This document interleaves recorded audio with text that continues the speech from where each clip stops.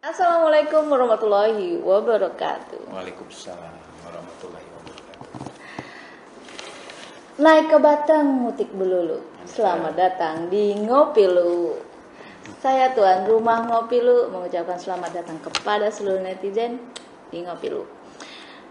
Ngopilu adalah sebuah konten yang dibuat oleh KPU Provinsi Kepulauan Bangka Belitung yang berisi tentang persiapan, publikasi, dan informasi mengenai pemilu kada 2020 yang saya siarkan kepada para netizen. Baik, sahabat pemilih, apa kabar? Semoga sehat. Yang pasti masih stay at home, jangan kemana-mana, kata orang jangan sekaput. Dan sahabat pemilih, pada kali ini saya kedatangan tamu yang bobong somfon. Anggota KPU Kabupaten Bangka Tengah Divisi Sosialisasi Parmas dan SDM, Bapak Hendra Sinaga. Biasanya kita panggil Bang Hendra. Kayaknya lebih keren dipanggil Bang Naga. Bang Naga. Bang Naga. Apa kabar, Bang? Alhamdulillah sehat. Alhamdulillah sehat. Gimana nih? KPU Bangka Tengah lancar dalam perkembangannya? Alhamdulillah, selama kita dimulai kembali tahapan menjelang pemilihan kepala daerah 9 Desember 2020 ini, kita sudah start luar biasa. Gasken gitu ya. Baik, sahabat pemilih, tema Ngopilu kita pada hari ini adalah kesiapan Komisi Pemilihan Umum Kabupaten Bangka Tengah dalam melaksanakan pemilu kada 2020 di tengah pandemi COVID-19. Dan for your information, di Indonesia pelaksanaan pemilu Pilkada 2020 akan digelar di 270 wilayah di Indonesia, meliputi 9 provinsi, 224 kabupaten dan 37 kota. Dan di Provinsi Kepulauan Bangka Belitung ada 4 wilayah yang melaksanakan pemilu kada 2020, yaitu Kabupaten Bangka Tengah, Bangka Selatan, Kabupaten Bangka Barat, dan Kabupaten Belitung Timur. Dan kali ini kita akan membahas khusus mengenai KPU Bangka Tengah, mengenai kesiapannya untuk pemilu kada 2020. Baik, Bang Naga. Ini asik banget kalau ngomongin Bapak senior. Bapak senior. Ini Bapak senior, Ibu seniornya. Beliau merupakan anggota KPU 2 periode, Bang ya. Insya Allah. Sudah 2 periode di KPU Bangka Tengah. Rencana mau KPU provinsi? Insya Allah. Mengalir saja. Mengalir. Baik. Baik, Bang. Ini kan setelah tertunda, KPU RI itu menetapkan pemilu kada serentak ini dilaksanakan 9 Desember 2020. Sebelumnya kan 23 September 2020. Oke. Persiapan dari Komisi Pemilihan Umum Kabupaten Bangka Tengah udah sejauh mana nih dalam menghadapi pemilu kada 2020 ini? Ya, terima kasih Mbak Rina. Pertama, saya sendiri mewakili KPU Kabupaten Bangka Tengah. Matur nuwun sanget udah diundang ke sini. Ini suatu kehormatan, kami memberi apresiasi ya, sudah diberi ruang untuk sini untuk menginformasikan keadaan tahapan yang ada di Bangka Tengah. Sebelumnya kita ketahui bahwa terkait dengan COVID-19 ini kita stop dulu kegiatan kita, malah kita disuruh bekerja di rumah masing-masing. Stay at home. Lahirnya surat 441 itu kita dimulai untuk start kembali, itu angka awal kita yaitu surat itu intinya pengaktifan kembali badan ad hoc kita, baik itu PPK, PPS-nya, yang mana sebenarnya itu anggaran dan rencana kerjanya sudah ada, cuma hanya terkait dengan waktu aja. Mulai dari itu kita start mengaktifkan badan ad hoc kita sama dengan sekretariatnya itu. Bahkan yang lucunya ini pada saat kita melantik PPS langsung kita nonaktifkan mereka. Itu hebatnya kita itu. Tapi itu nggak apa-apa, itu demi kemaslahatan kita semua, baik penyelenggaranya maupun masyarakat yang ada di Bangka Tengah itu. Iya, kan Pak Pilkada sehat, kita selamat. Selamat, amin. Alhamdulillah. Kemudian ini KPU mulai melakukan coklit. Coklit dimulai pada Rabu 15 Juli 2020 kemarin ya. Nah, sebagai tanda dimulainya pemilihan tahapan pemilu kada 2020. Nah, saat ini tahapan apa, Bang, yang sedang dihadapi dan akan dihadapi oleh KPU? Ini kan bertahap gitu. Baik, Mbak Rina, saya akan lebih rinci lagi menginformasikan, karena ini ruang yang sangat-sangat bermanfaat bagi kami untuk menginformasikan kepada seluruh masyarakat di Bangka Tengah, khususnya di Bangka Belitung umumnya. Adapun saya akan menginformasikan terkait apa yang sudah kita laksanakan terkait dengan tahapan maupun yang akan, baik itu dari divisi hukumnya, teknisnya, dan datanya. Namun sekarang kita data terkait dengan coklit, yaitu kita telah melaksanakan pada saat tanggal 1 Juli itu melakukan BIMTEK, bimbingan teknis, pencoklitan dan penelitian dari KPU kepada PPK. Kita memberi pemahaman kepada mereka bagaimana nanti caranya untuk optimalisasi melakukan pencoklitan. Itu penting karena satu suara sangat menentukan masa depan Bangka Tengah, dan kita punya kewajiban melindungi hak masyarakat satu suara. Lalu tanggal 4 Juli itu BIMTEK lagi coklit dari PPK ke PPS-nya. Jadi PPK tadi sudah menyerap ilmu dari KPU ditransfer ke PPS. Nah, dan itu sudah kita jadwalkan dan itu sudah kita lakukan. Alhamdulillah berjalan dengan baik. Dan itu tidak lepas dari bimbingan dari provinsi juga. Nah, karena hierarkinya jelas. Hebatnya KPU Bangka Tengah itu tidak lepas dari hebatnya KPU Provinsi Bangka Belitung. Lalu tanggal 7 Juli itu kita BIMTEK lagi coklit dari PPS kepada PPDP. PPDP ini lah garda terdepan kita untuk menghasilkan data-data yang akurat dan akuntabel. Bagaimana mereka akan melaksanakan dengan baik? Terutama mereka harus tahu apa yang harus mereka kerjakan, apa yang harus mereka siapkan, siapa saja yang harus ditemukan. Itu sudah dilakukan. Alhamdulillah hasilnya maksimal. Oke. Lalu tanggal 27 Juli kemarin kita melakukan pendampingan Bawaslu Kabupaten Bangka Tengah dalam rangka jelajah pengawasan coklit di Desa Kurau. Kita memberi apresiasi ya kepada saudara kita, teman kita, yaitu Bawaslu Kabupaten Bangka Tengah, di mana mereka sangat melakukan waskat. Waskat itu pengawasan melekat, di mana mereka cepat tanggap apabila ada teman-teman kita di bawah bukan ada kekeliruan, mereka cepat berkomunikasi. Bukan mencela, tapi memberitahu, kita bersama-sama, kita berkoordinasi, turun ke lapangan, di mana letak salahnya, ayo kita perbaiki. Itu kita kasih apresiasi kepada Bawaslu Bangka Tengah. Terus Mbak Rina, ada lagi tanggal 28 Juli itu pendampingan Bawaslu Kabupaten Bangka Tengah juga dalam rangka jelajah pengawasan coklit di Desa Batu Beriga, Dusun Melingai. Mengapa mereka Bawaslu dan kita merasa penting dan perlu urgen datang ke sana? Ada informasi yang sedang terlaksana sana, itu ada Desa Melingai namanya itu, yang mana jumlah penduduknya cukup banyak, ratusan, tapi tidak ada TPS.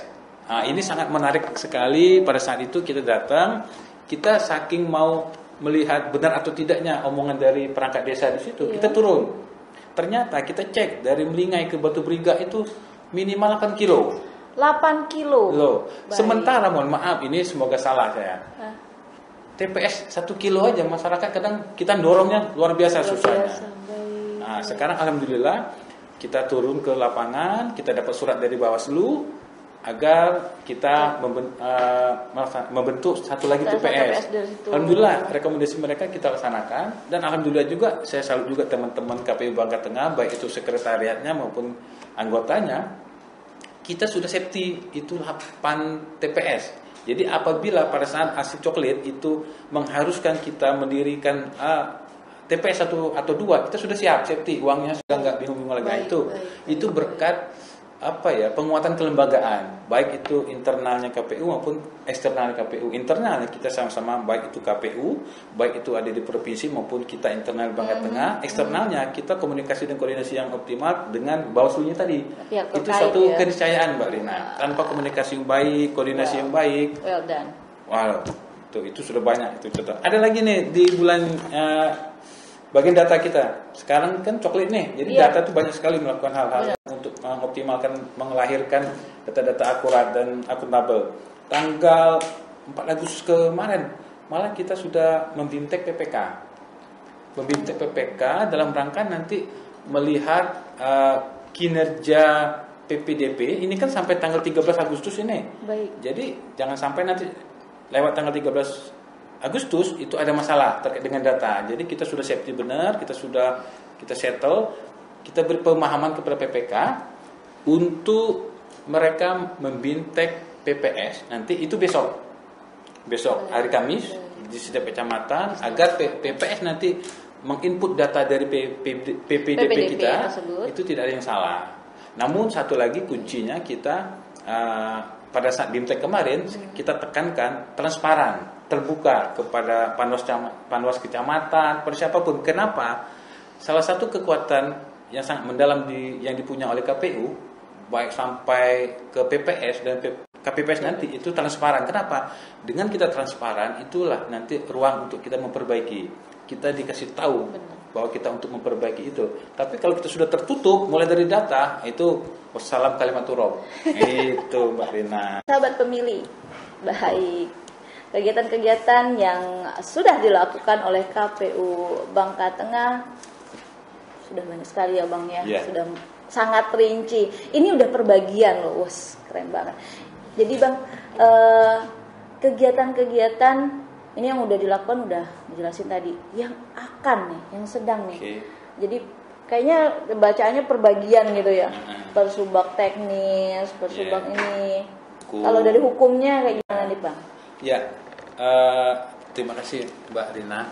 Terkait dengan apa yang kita lakukan terkait dengan tahapan, ya step by step itu tetap itu landasan hukumnya pasti ada. Baik. Nah, terkait dengan juknisnya, petunjuk sebagaimana itu bagian hukum. Kita ada Kasubag Hukum beserta jajarannya. Mereka itu fokus melakukan penyusunan dokumentasi produk-produk hukum. Contoh misalnya kita ngirim surat ke mana misalnya ke KPU apa itu harus ada mulai dari hukumnya, dari hukum ke sekretaris, habis dari sekretaris ketua. Nanti kalau ketua perlu meminta masukan ke anggota, nanti ketua manggil kita. Nah, itunya uniknya di KPU itu. Super timnya itu luar biasa. Jadi tidak ada version itu nggak ada. Nah, jadi nanti apa? Jadi pertanggungjawaban semua yang keluar itu harus 6 anggota yang membuat suatu kebijakan itu. Tidak ada sipulan-sipulan, nggak ada, tidak ada yang disalahkan. Itulah kita, alhamdulillah pengalaman kita sekian tahun di KPU itu kita settlenya di situ, penguatan internal kelembagaan. Lalu hukum lagi tadi membentuk tim penerima laporan. Kita sudah membuat tim, itu berbentuk SK, itu produk hukum. Yang itu terkait dengan kode etik Badan ad hoc yang surat dari KPU RI nomor 337. Baik. Jadi kita sudah sampaikan juga kepada Badan ad hoc kita terkait mereka melakukan seluruh tahapan itu harus memperhatikan kode etik. Sumpah jabatan, fakta integritas itu mutlak, itu suatu keniscayaan. Sebenarnya bahasa sehari-hari terkait dengan integritas ini Mbak Rina perlu saya sampaikan kepada kita semua bahwa itu akhlakul karimah. Bagaimana kita mau berbuat baik, bagaimana kita mau meminta orang mengerjakan suatu hal yang baik kalau kita juga tidak baik. Nah, itu namanya integritas. Baik. Iya. Lalu ada lagi yang harus kita lakukan ke depan ini badan teknisnya. Ini teknis jadi langsung udah teknis, udah hukum, baru pokoknya penguatan lagi ke internalnya. Ya. Baik. Soal apa? Teknis ini kan sebelum pelaksanaan pasti ada dasar hukumnya dulu. Pasti. Hukumnya, dasar hukumnya apa? Kita KPU daerah kabupaten kota ini dasar hukumnya PKPU, SE, SD, ya. Surat edaran, nah itu alhamdulillah lah kalau Bang kita tuh banyak sekali surat-suratnya. Kerja kita tuh membaca, memahami dan rapat. Jangan membuat fokus sendiri, pemahaman sendiri. Baik. Jadi KPU itu sepintar apapun orang kita harus berpatokan koridornya hukum yang ada. Itu yang akan kita lakukan itu Mbak Rina terkait dengan misalnya yang sudah kita lakukan ya kalau teknis ya. Yeah. Teknis dan humas itu kegiatan pengumuman sayembara sudah. Membara. Ya, walaupun Maskot sudah selesai maskot ya. sudah, tapi cukup lama istirahatnya terkait dengan COVID-19 ini, karena mereka maskotnya nggak boleh kita kasih jalan kemana-mana. Kayaknya kurang banyak untuk urut di sini deh. Harusnya tadi dibawa ada satu. Ya, insya Allah nanti lain waktu kita bawa itu. Banyak-banyak juga apa-apa kok bang. Itu ya, insya Allah. Launching sudah kita Iya. laksanakan Mbak Rina, launching. Mbak Rina juga mungkin hadir waktu itu. Iya. Terus jalur jadwal tahapan sudah kita umumkan. Itu teknis-teknis itu. Lalu distribusi spanduk PPDP, ada keuntungan terkait PPDP kita ini. Kita tidak serta-merta meminta PPDP melaksanakan tahapan terkait dengan coklat, enggak. Tapi kita informasikan, kita minta kepada PPDP kita, yaitu apabila ketemu dengan penduduk yang tidak punya identitas berbentuk KTP itu dibantu, jangan dibiarkan aja. Catat namanya, RT berapa, siapa keluarnya, informasikan ke desa atau ke kecamatan. Kenapa? Kita sebelumnya sudah berkoordinasi ke Disduk Capil, ke bupatinya. Baik. Kami tanya, masih ada nggak Warga yang tidak punya KTP? Jawaban mereka, kita sudah siap Maksimal. untuk membantu masyarakat kalau mereka mau bikin di tingkat kecamatan. Kenapa? Bukan hanya mereka dapat keuntungan untuk memilih saja, tapi untuk jangka panjang dalam pengurusan ke rumah sakit, bantuan, itu diuntungkan masyarakat. Impact-nya ya. Baik bang, Yo. Bang Naga. Ini di pemilu sebelumnya kan di KPU kabupaten kota itu ada yang agen sosialisasinya nih, ada yang ngebantu ya, ada yang nge-backup kita bagian sosialisasi. Kayak di KPU provinsi itu kan KPPD, Komunitas Peduli Pemilu dan Demokrasi. Nah di KPU daerah itu ada namanya Relawan Demokrasi. Nah untuk pemilu kali ini nih agak beda sedikit ya, spesial lah. Nggak ada ini untuk Nggak ada, relasi. tapi bukan baik. Ya, untuk pilkada Iya. 2020 ini Relawan Demokrasi nggak ada. Nggak ada. Tapi Oke, kami sip, nggak tidak ada. mau kehilangan momen dalam Iya, rangka baik. untuk optimalisasi sosialisasi kepada seluruh masyarakat, karena banyak ruang kalau kita tanggap cerdas berpikir. Di daerah kita banyak sekali ruang untuk menyampaikan informasi-informasi yang penting kepada masyarakat terkait dengan pemilihan bupati dan wakil bupati 9 Desember 2020 nanti. Salah satu contoh yang konvensional aja lah. Kita minta tolong koordinasi ke pengurus masjid aja. Itu sudah luar biasa itu. Oke, jadi diinformasikan di Ke masjid, kita komunikasi dengan tokoh agama, toganya. tokoh masyarakat. Kita gitu ya. malah mereka tuh saling memberi apresiasi ke KPU-nya. Kita dikasih ruang waktu berapa menit, silakan KPU ngomong di forum, di mimbar itu. Wow, Itu sangat menguntungkan baik. sekali. Masyarakat dapat itu karena hari Jumat itu masyarakat tidak ke kebun. Mereka menghormati agamanya luar biasa. Mereka sholat Jumat mantap dan mendengarkan suara dari tua-tua itu. Itu konvensionalnya. Yang sekarang yang luar biasa sekali di kampung-kampung tuh masyarakat sudah megang itu gadget semua. Gadget. Wah itu sangat menguntungkan kita lagi untuk mengoptimalkan sosialisasi kita melalui media sosial jadinya. Melalui surat SK-nya KPU, Pak Ketua kita ngirim surat gitu. Kita rapat, kita minta agar KPU mengirim surat kepada PPK, PPS agar dimanfaatkan itunya, gadgetnya. Mereka share semua pengumuman kegiatan KPU kita share. Itu luar biasa dampaknya itu. Jadi kalau kemarin kan 55 Relawan Demokrasi. Iya, itu sekarang kan bagi segmen gitu ya. Kalau PPS kita itu jumlahnya 189. 189. Oke. Itu 63 desa. 63 desa. PPK 30. Kali berapa? 30. Iya. Terus kali 482 PPDP kita. Wow, more than enough lah ya untuk sebuah agen sosialisasi. Hari H lagi, malah kita berencana nanti insya Allah kita akan kasih kita berupaya untuk mengoptimalkan agar mereka tuh dapat voucher untuk isi kuota ya kepada KPPS kita. KPPS itu berapa jauh ribuan orang. Kita kasih 20.000 aja mereka untuk satu hari aja. Mereka share ke penduduk agar datang ke TPS. Itu luar biasa. Kita bermain di jaringan aja itu sudah luar biasa. Media sosial ya. Itu yang pertama, yang itu di internal kita. Iya. Eksternal kita sudah berkomunikasi karena apa? di Undang-Undang Nomor 10 Tahun 2016 Pasal 133A itu terkait dengan demokrasi di daerah itu pemerintah daerah punya kewajiban. Pemerintah daerah itu baik itu eksekutif maupun legislatif. Ini harus bergerak cepat, mulai dari bupatinya sampai ke perangkat desa. Kita minta mereka harus membantu mensosialisasikan kepada masyarakat terkait dengan Pesta Demokrasi 9 Desember 2020. Lagi-lagi legislatif, dewan. Masa mereka nggak punya uang sih untuk nge-share, pastilah ya. Tapi political will-nya mereka itu yang kita harapkan. Mereka sosialisasi.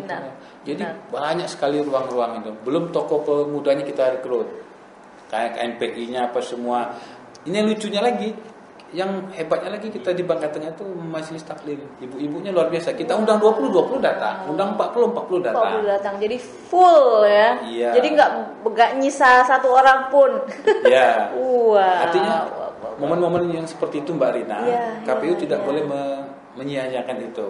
Apalagi KPU anggaran sudah alhamdulillah ya, sudah luar biasa kita disupport baik dari pusat maupun daerah. Jadi tidak ada alasan lagi bagi KPU itu tidak mengoptimalisasi sosialisasinya. Dan kita berharap nanti insya Allah nanti apapun nanti hasilnya, nanti pesta demokrasi ini yang 5 tahun ini sukses. Baik.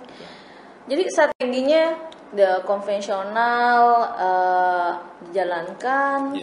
Kemudian media sosial juga digalakkan. Ini bikin konten-konten YouTube nggak apa gini? Ya, teman-teman masyarakat sudah berapa bulan lah bisa melihat baik di YouTube, di KPU Bangka Tengah ada kita, Facebook ada, IG ada. Oke, bisa diperkenalkan. Ini KPU Bangka Tengah udah bikin apa tadi, Mbak? YouTube, ada. Facebooknya, nama YouTube, alamat Facebooknya. KPU Batang. Oke. Kemudian channel YouTube-nya guys, channel YouTube-nya. Apa? Channel YouTube-nya namanya apa, Bang? Apa itu? YouTube. Pokoknya ketik aja YouTube KPU Batang. Oh, YouTube. Search name-nya itu langsung. Oh, ini. Oke, baik. Ini saya kenalin nih. Asik nih. Media sosialnya udah keren. Facebooknya ketik aja KPU Batang, nanti langsung keluar tentang informasi mengenai kegiatan-kegiatan pemilu kada di KPU Batang tuh ada. Di Instagram, yang suka Instagram ada nih, di KPU_Bangka_Tengah, KPU Bangka Tengah. Kemudian di website, monggo untuk mampir-mampir di website di KPU Bangka Tengah kap.go.id. YouTube, channel YouTube-nya KPU Kabupaten Bangka Tengah. Short name aja, asik kan media sosial. Jadi COVID-19 bukan lagi menjadi kendala untuk mensosialisasikan pemilu kada 2020. Nggak ada kendala, Bang ya. Nggak. Pokoknya yang penting ada media sosial berjalan. Perlu kami yakinkan kepada seluruh masyarakat Bangka Tengah terkait COVID-19, seperangkat kita baik itu PPK, terutama kita ya, KPU-nya, baik anggota sekretariatnya, PPK, PPS, PPDP, nanti yang akan datang yang terakhir KPPS, kita wajib rapid test. Jadi jangan takut bertemu dengan anggota kami, orang-orang kami di tingkat desa maupun tingkat kecamatan. Mereka insya Allah mereka sehat. Tapi kita tetap memperhatikan protokol kesehatan COVID-19. Contoh, kita pakai masker, kita jaga jarak tetap. Kita anjurkan kepada PPDP kita nggak usah masuk ke rumah orang lah. Ternyata lebih asik loh Mbak Rina. Di kampung-kampung tuh ternyata orang kampung tuh rumahnya ribut. Wah. Kita duduk di terasnya ngobrol, malah kita mau minum apa, subhanallah. Orang kampung tuh gitu adanya. Asik. Sahabat pemilih, masih dalam tema Ngopilu, kesiapan KPU Kabupaten Bangka Tengah dalam melaksanakan pemilu kada 2020 di tengah pandemi COVID-19. Baik, Bang. Ini hari pemungutan suaranya nggak lama-lama lagi nih loh. Ini udah Agustus 9 Desember 2020. Ini kan lagi pandemi COVID nih. Kita aja harus stay at home ya. Yang kira-kira tidak usah keluar. Mendep di rumah. Nah, ini skenario apa nih yang dijalankan oleh KPU Kabupaten Bangka Tengah agar pilkada ini berjalan sehat? Pemilih selamat gitu. Ya, terkait skenarionya. kita akan melaksanakan tahapan pemilihan di 9 Desember. Pemungutan suaranya. Kita diwajibkan melaksanakan SOP, standar operasional pencegahan COVID-19 itu. Wajib itu ada standarnya. Baik. Contoh misalnya yang seperti saya dari awal tadi ngomong, pertama-tama dari KPU-nya dulu. Kita menyuruh orang tapi kita tidak, itu repot. Baik. Contoh kita sudah rapid test. Rapid test pertama kali. Ya, cuci tangan, pakai masker, apa semua. Kita dulu. Habis dari kita perlu PPK, PPS. Baru kita nyuruh masyarakat, baru kita ngomong. Kita jamin kepada masyarakat bahwa penyelenggara baik di tingkat KPU maupun di tingkat KPPS nanti itu insya Allah bersih dari penyakit. Jadi itu salah satu meyakinkan kepada masyarakat, don't worry, be happy. Datang ke TPS, tidak ada persoalan terkait dengan COVID-19 karena kita sudah jauh-jauh hari, kita pembiayaannya besar kok, kita sudah ada biayanya, sudah ada dengan pusat maupun daerah. Jadi tidak ada yang perlu dikhawatirkan. Itu strateginya itu sederhana, mengalir. Itu terus kita mengedukasi masyarakat agar betapa pentingnya mereka menggunakan hak pilihnya. Satu suara itu sangat menentukan pembangunan di KPU di Kabupaten Bangka Tengah. Baik. Nah, mindset yang adalah siapapun terpilih jangan itu sudah tidak berlaku lagi. Paling tidak pada saat kita sudah melangkah ke TPS, sudah nawaitu kita untuk membangun negeri, itu sudah ada, itu sudah dicatat malaikat. Beribadahnya sudah ada di situ. Jangan mendengar kiri kanan, nggak usah langsung Bismillah aja datang tanggal 9 nanti, jangan takut gitu. Baik. Jadi ini skenario sudah siapkan mengenai masuk ke dalam TPS, cuci tangan segala macam gitu. Memang sudah disosialisasikan. Nah, jadi itu nanti teknis ya. Iya. Teknis kita nunggu petunjuk teknisnya juga. Namun skenario yang kita laksanakan sekarang itu kita mengoptimalkan tahapan-tahapan yang sudah ada dulu. Contoh misalnya sekarang kita dihadapkan nanti tanggal 4 sampai tanggal 6 September itu pendaftaran pencalonan. Baik. Kita sudah berkoordinasi Mbak Rina, baik itu ke pihak ID-nya, Ikatan Dokter Indonesia di Bangka Tengah, yaitu langsung ketuanya itu Pak Badrun. Nah, kita menyodorkan ini loh, apa-apa aja yang harus disiapkan. Nanti kita nunggu rekom dari ID ke rumah sakit mana yang harus kita tujukan dalam rangka untuk pemeriksaan kesehatan. Iya, para calon-calon itu. Terus kita sudah ke BNN. Terkait nanti narkobanya, apakah nanti calon ini nanti apa diperiksa ada narkobanya apa itu batal. Terus masalah psikolognya mereka sudah, bahkan hari ini teman kita Marhendra sudah hari ini insya Allah rencananya ke kepala rumah sakit provinsi berkoordinasi terkait menindaklanjuti persiapan. Bayangkan tanggal 4 sampai tanggal 6 itu sudah nggak lama lagi loh Mbak Dena.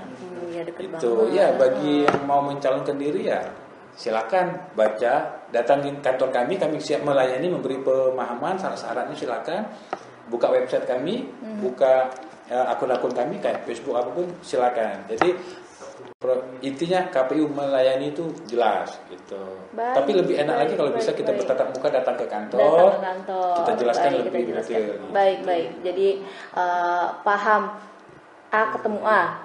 Artinya benar-benar paham gitu.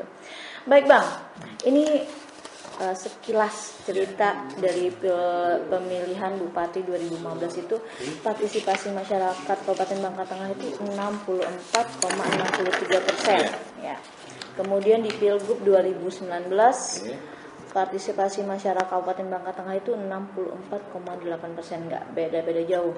Terus pas Pilpres 2019 itu 87,06%. Itu melebihi target nasional. Saya sampai wah, karena tinggi banget gitu. Kemudian di pemilu kada tahun ini 2020 target Panwas itu 77,5%. Ini lagi kayak gini nih, situasinya spesial. Lagi pandemi Covid, kita nggak bisa ngadain acara rame-rame, entah kita mungkin debat publik, kemudian ada kampanye akbar daripada calon, itu kan nggak bisa lagi secara masif mengumpulkan orang banyak. Kira-kira ini akan terpenuhi nggak?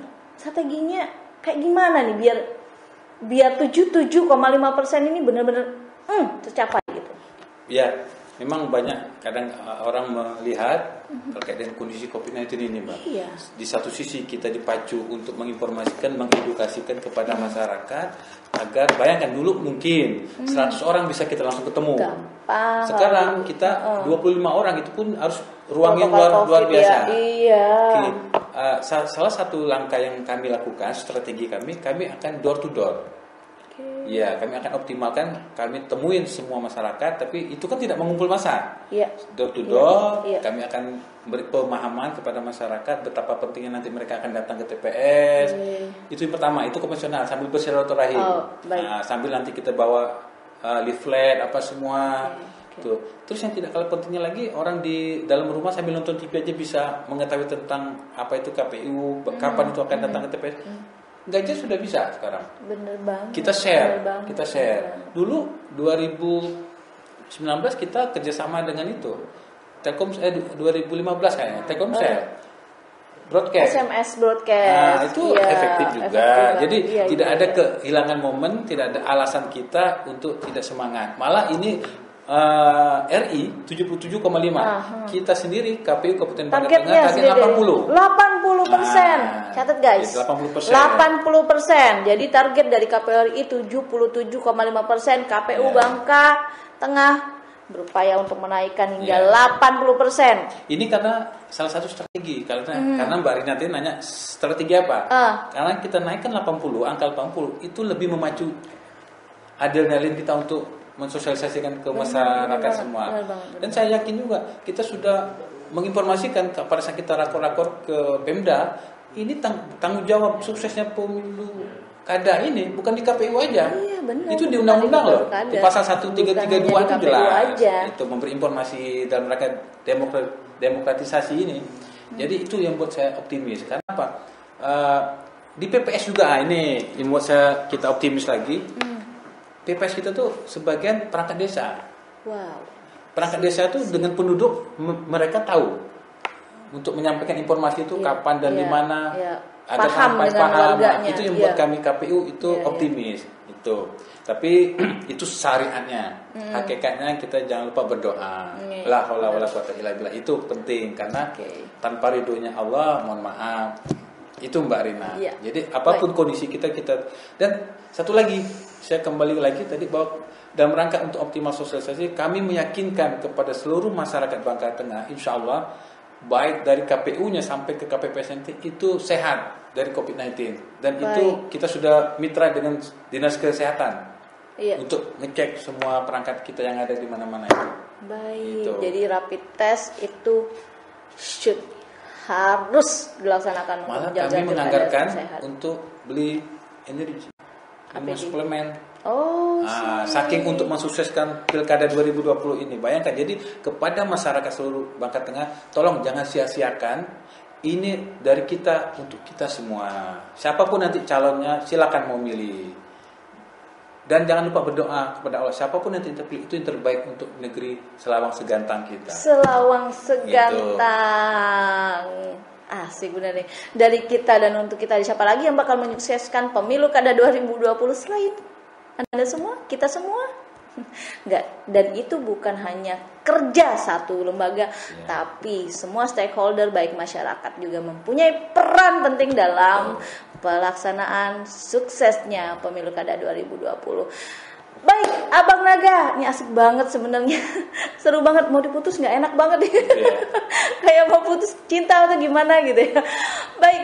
Saya satu lagi. Iya. Memberi apresiasi dan terima kasih kepada media massa ya, baik kita, boleh, itu luar biasa. silakan. Mereka menyupport kami, bekerja sama dengan kami, bermitra, menginformasikan kepada masyarakat luas apa-apa yang kami kerjakan. Terima kasih, semoga mereka tetap jaya dimanapun berada. Dan media sosial, baik mainstream maupun anti mainstream, merupakan mitra, sejajar mitra yang dipentingkan dalam pelaksanaan pemilu kada 2020. Baik Bang, the last word disampaikan? Cukup. Dukung kami dengan doa. Dan masyarakat Kabupaten Bangka Tengah jangan sampai dak milih. Selawang segantang akan maju selama Anda menggunakan hak pilih Anda. Satu suara menyelamatkan nasib bangsa. Baik sahabat pemilih, ngopi lu akan berakhir. Sebenarnya sayang banget nih Bang, lagi seru-serunya gitu. Lagi semangat-semangatnya. Lagi semangat-semangatnya. Dan semoga apa yang kita sampaikan memberikan informasi, publikasi dan edukasi buat semua masyarakat, khususnya juga masyarakat Bangka Tengah untuk jangan sampai tidak memilih di Pemilu Kada 2020. Saya Rina Pujiastuti. Assalamualaikum warahmatullahi wabarakatuh. Waalaikumsalam warahmatullahi wabarakatuh.